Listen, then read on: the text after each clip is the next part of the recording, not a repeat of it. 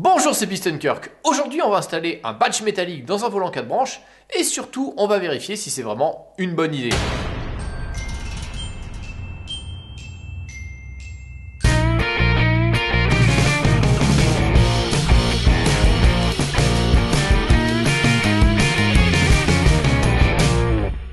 Ouais, j'avais fait de nombreuses modifications pour moderniser l'habitacle de la Boxster de mon père sans le dénaturer. Poignée à coudoir chromé, nouveau levier de vitesse, régulateur d'essuie-glace, autoradio double DIN GPS, contour de compteur chromé, baguette de seuil inox, pare-soleil avec éclairage incorporé, quasi de rangement, enceinte originale dans les portières et même cuir sur les repose-bras. J'aurais aimé pouvoir dire que j'avais fait tout mon possible pour améliorer l'esthétique de cette Boxster, mais ça aurait été un mensonge. Au fond de moi, je savais très bien qu'il me restait encore une tâche à accomplir. M'attaquer au volant 4 branches, dont le design austère me narguait à chaque fois que je montais à bord de cette voiture. Il faut savoir que ce volant n'est pas le seul qui a équipé la Boxster 986. En effet, 2 ans après la sortie du modèle, en 98, Porsche a proposé en option un volant 3 branches dont le design se voulait plus sportif et surtout plus élégant grâce à l'ajout d'un logo métallique couleur ou argenté en son centre. Ce volant a tellement plu qu'il est devenu standard courant 2000. Je savais que la solution la plus simple aurait été de faire comme beaucoup de possesseurs de Boxster et de remplacer le volant à 4 branches par sa version à 3 branches. Le problème, c'est que ce volant coûte plus de 700 € d'occasion, alors qu'un 4 branches d'occasion se situe autour de 100 €. Et un tel écart de prix a tendance à refroidir vos ardeurs bien plus vite qu'une octogénaire incontinente à bigoudi. Comment j'aurais pu me résoudre à dépenser autant d'argent pour une voiture qui a déjà 230 000 km? Il me fallait trouver une alternative. En fouillant sur le net, j'ai découvert que certains équipaient leur Boxster d'un volant 3 branches de compétition avec logo couleur au centre. Malheureusement, même s'il est très beau, ce volant est fait pour des modèles antérieurs dépourvus d'airbag. Ce qui veut dire qu'en cas d'accident impliquant des blessures au conducteur, l'assurance ne fonctionnera pas. Finalement, à bien y réfléchir, je me suis dit que la solution la moins onéreuse était encore d'améliorer l'aspect du volant 4 branches en lui ajoutant un logo couleur. Sur le net, on peut trouver un logo en plastique couleur autocollant à mettre sur le logo noir en relief du volant 4 branches. Alors l'aspect est pas aussi bon que le logo métallique du volant 3 branches, mais au moins c'est pas cher et c'est facile à installer.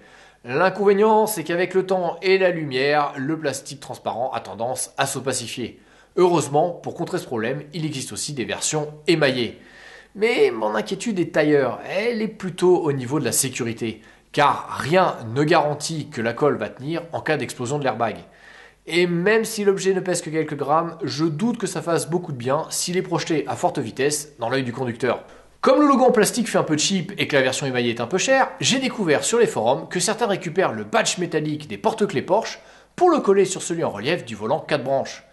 L'inconvénient, c'est que ce logo est légèrement plus petit que celui d'origine. Du coup, le rendu est pas top. Mais le vrai problème reste le même, c'est que la colle ne tiendra pas en cas d'ouverture de l'airbag et que ce bout de métal risque de devenir un projectile particulièrement dangereux. D'ailleurs, en parlant de trucs dangereux, j'ai découvert dans une casse un volant dont le propriétaire avait carrément installé un énorme badge métallique tiré du capot avant.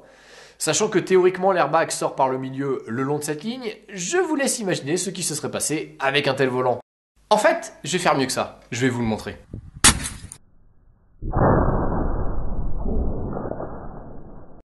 Putain, c'est une des seules qu'on avait qui n'était pas percée, Tcho.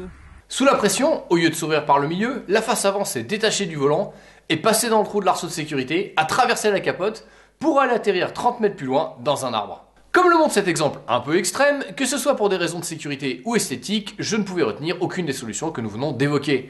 Et c'est pourquoi j'ai opté pour une autre approche en utilisant un logo de volant 3 branches dont l'airbag avait explosé. L'avantage de ce logo, c'est qu'il a un bien meilleur aspect que la version plastique autocollante, qu'il n'est pas trop petit comme la version du porte-clés, et surtout qu'il dispose d'une tige métallique au dos qui va me permettre de le fixer par l'arrière pour qu'il reste en place si l'airbag explose. Avant d'aller plus loin, arrêtons les conneries 2 secondes.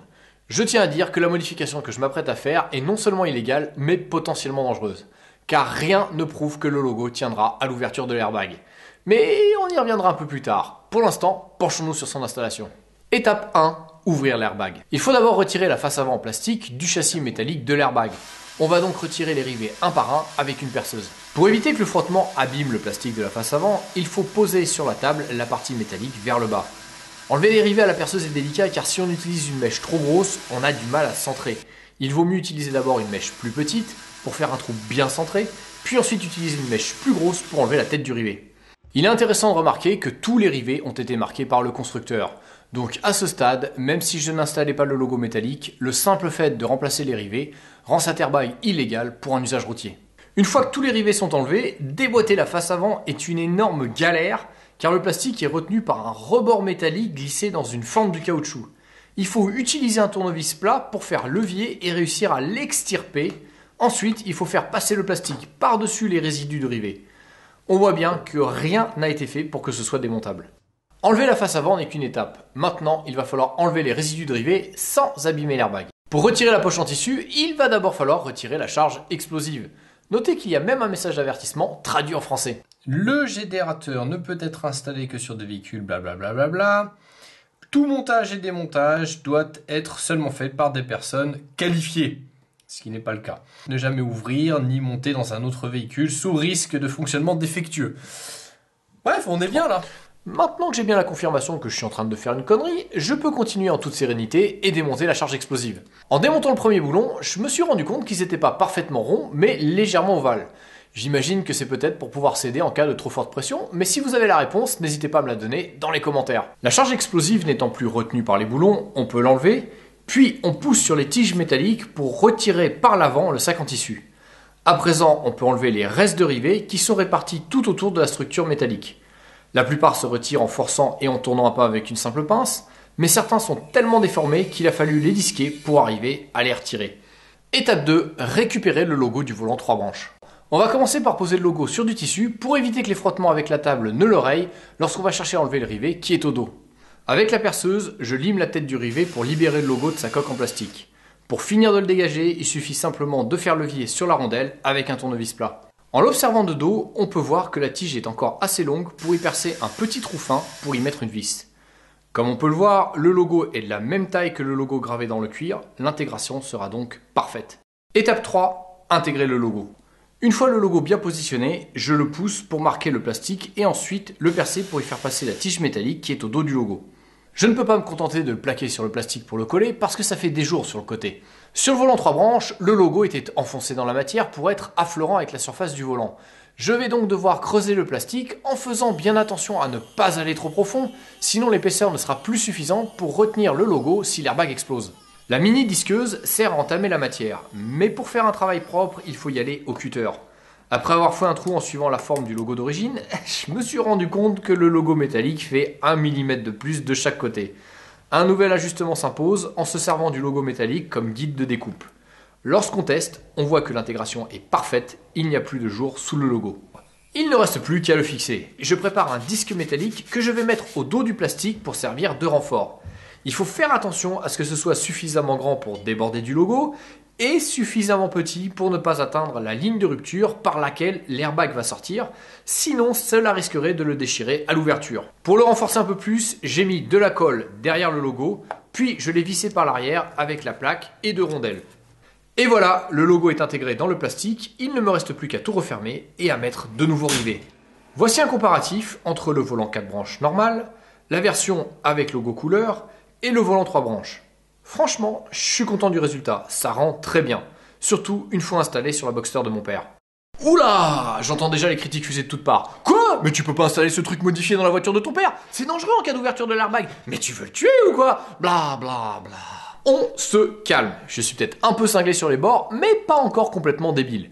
J'ai bien conscience que même si je me suis donné la peine de faire les choses bien, rien ne prouve que ce petit bricolage tienne. Et c'est pourquoi je vais lui faire passer son baptême du feu en faisant exploser l'airbag. Étape 4, tester la modification. Bon, comme il y a un risque non négligeable que le logo se fasse la malle au moment de l'ouverture de l'airbag et casse quelque chose, je vais éviter de faire le test dans la Boxster de mon père. Pour cette petite expérience, je suis allé à la case de Boxster Pacific 986 où Patrick Henry m'a gentiment prêté une Boxster qui ne craint plus grand chose. On installe le volant sur l'épave, puis on tire un câble jusqu'à un point éloigné, et enfin, on amène le détonateur. Tu sais que ça marche aussi avec une batterie? Tu peux pas comprendre.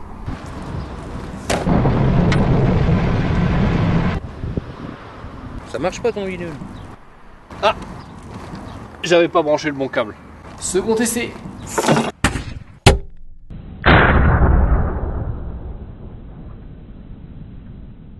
Quand on s'approche, on constate que le logo s'est désolidarisé de l'airbag.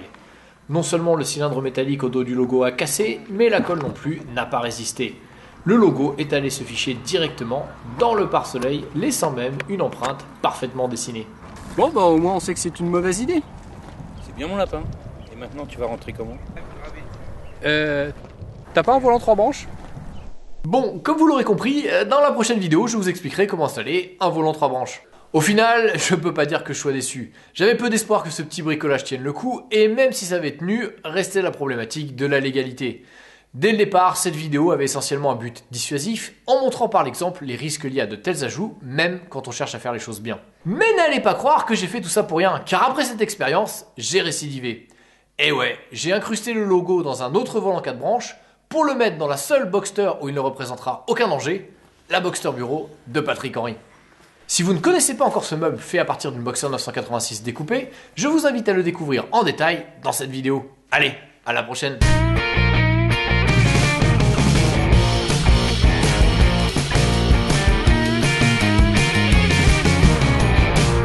me souviens plus de ce que je dois dire. Elle est bien celle-là.